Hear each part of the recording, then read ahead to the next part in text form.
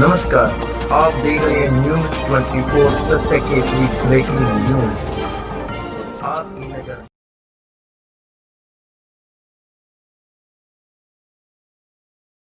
हरियाणा प्रदेश के सभी petrol pump पूर्ण रूप से बंद करने का निर्णय लिया है और petrol dealer welfare association Haryana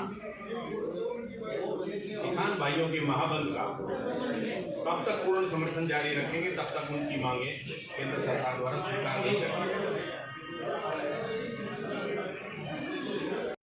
पूरे हरियाणा के डीलर एसोसिएशन के प्रधान संजीव चौधरी के अधीन हुई है कि आने वाली जो 8 तारीख को भारत बंद जो किसान आंदोलन ने किया है उसके समर्थन में के पानीपत डीलर एसोसिएशन भी इस समर्थन इस काल का बंद के काल का स्वागत करती है, क्योंकि आप जानते हैं कि हमारे हिंदुस्तान की अर्थव्यवस्था जो किसान से जुड़ी हुई है उस अर्थव्यवस्था को देखते हुए कि आज वो हिंदुस्तान दोबारा चरम सीमा पे आ गया है, तो जब किसान आज सड़कों पे उतरा है उस समर्थन में हमने भी पानीपत डीलर एसोसिएशन ने ये वायदा किया है कि हम भी 8 तारीख का पेट्रोल डीलर एसोसिएशन अपने पंप बंद रखेगी और उनका पूरा समर्थन करेगी। नाम बताइए। रणबीर देसवाल, पानीपत एसोसिएशन स्टेट कार्यकारिणी मेंबर।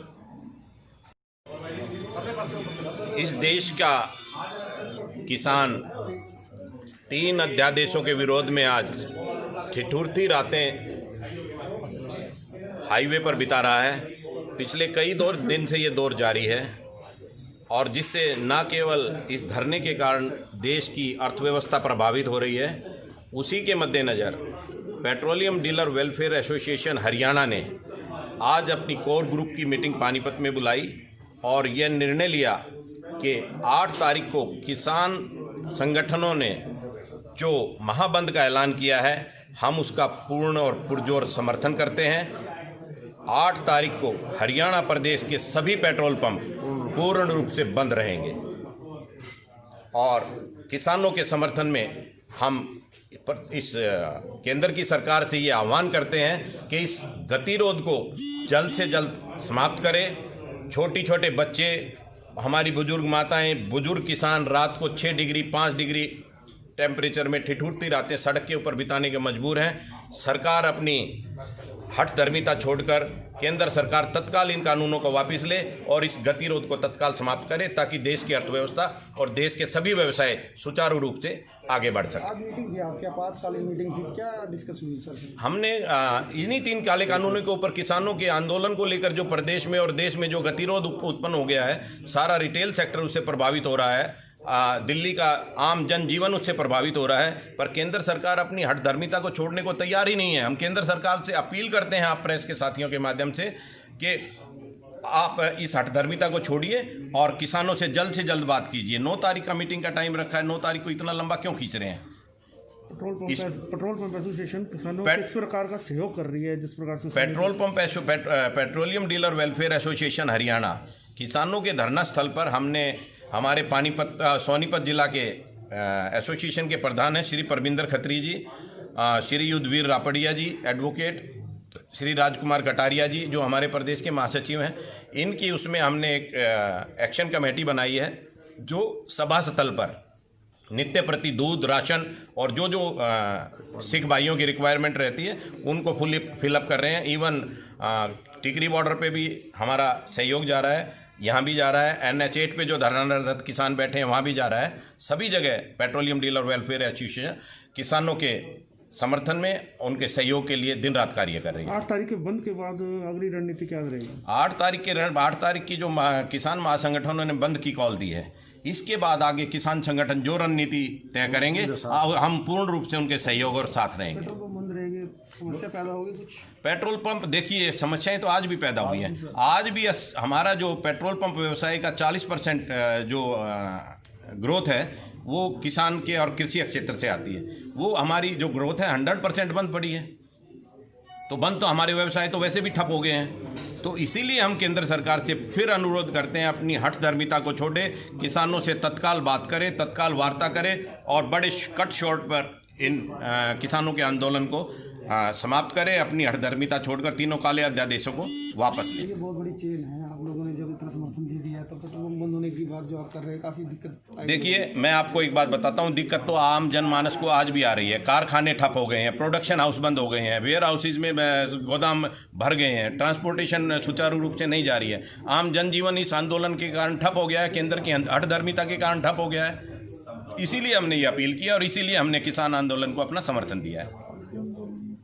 क्या नाम है जी आपका? मैं संजीव चौधरी, प्रदेश अध्यक्ष, petroleum dealer welfare association Haryana. क्या उद्देश्य है? आज Haryana petrol pump dealer association Haryana की कार्यकारिणी की कोर कमेटी की मीटिंग आयोजित की गई थी। हमारे किसान भाइयों की तरफ से 8 तारीख का एक आह्वान किया गया है कि भारत बंद रखा जाएगा और उसी के मद्देनज़र आज हमारी मीटिंग में फैसला किया गया और आप सभी मीडिया बंधुओं को ये सूचित किया जा रहा है कि हम पूरे हरियाणा में पेट्रोल पंप डीलर एसोसिएशन सभी पंपों को बंद रखेंगे, उस दिन सेल नहीं करेंगे और प्रोटेस्ट इस बात के लिए करेंगे कि किसानों की मांगे जल्दी से जल्द सरकार माने, किसानों के साथ वार्तालाप करके उनकी जायज़ मांगों को मान करके इन कानूनों में जो भी बदलाव करना है या इनको वापस लेना है उनका समाधान निकाल करके जल्दी से जल्दी इस एजिटेशन को समाप्त कराए, ताकि आम जनता की जो तकलीफ़ें हैं वो दूर हो, साथ साथ किसान भी सुनिश्चित अपने भविष्य की तकलीफ रहे। जैसे कि सरकार ने 9 तारीख को बात करने के लिए टाइम रखा, लेकिन आपने 8 तारीख को एक दिन पहले ही आपने सरकार ने 9 तारीख तो बाद में अनाउंस किया है, किसानों ने ये 8 तारीख रखी है। सरकार ने पहले 3 तारीख रखी, जबकि 27 तारीख से आंदोलन सड़कों पे है हरियाणा में, दिल्ली के चारों तरफ, जबकि वहाँ तो पंजाब के अंदर तो पिछले 4 महीने से आंदोलन रहता है। 27 तारीख को दरवाजे पे बैठे हैं, 3 तारीख का टाइम रखा, 3 के बाद इन्होंने 6 का रखा, 5 का रखा और अब जो है वो 9 तारीख का रखा। मुझे ये समझ नहीं आती, सरकारों का काम डे टू डे मीटिंग करके इस समस्या को समाधान क्यों नहीं लाते। वो 2-2, 3-3 दिन बाद सोचने का कोई औचित्य नहीं है, जबकि सारी दिल्ली चौक है, सारी दिल्ली के रास्ते चौक है, हरियाणा चौक है, तो सारी व्यापारिक जो प्रतिष्ठान है सारे के सारे अपना काम धंधा ठप करके इस इंतज़ार में बैठे कि कब ये आंदोलन ख़त्म हो, कब हमारा सामान सही ठिकाने पे पहुँचे।